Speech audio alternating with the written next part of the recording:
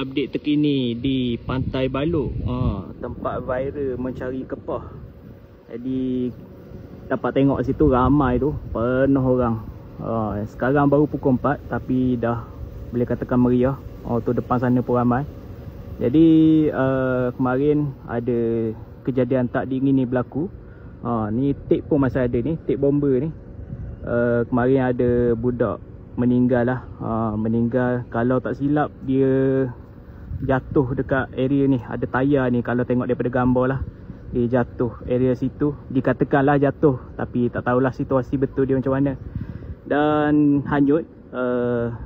Hanyut dan dijumpai dalam berita kata 1.5 km daripada tempat kejadian. Dekat muka Kuala belah sana lah kot. Jadi bagi mereka yang datang, berhati-hatilah, jaga keselamatan diri dan ahli keluarga.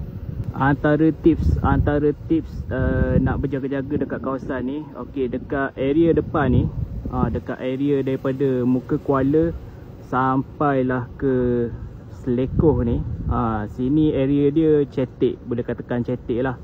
Tapi selepas dia daripada Selekoh ni, dekat kawasan pokok-pokok sehingga ke kawasan bot, area sini dalam. Dan kalau boleh datanglah waktu air surut. Air surut berhenti ke, air hala ke surut lah. Jangan datang waktu air ke arah pasang ataupun lagi teruk air ketika bergerak surut. Pada waktu itu arus akan laju, dan kalau anda terjatuh ataupun hilang keseimbangan badan, anda akan dihanyutkan oleh arus tersebut ke laut. Jadi berhati-hati semua.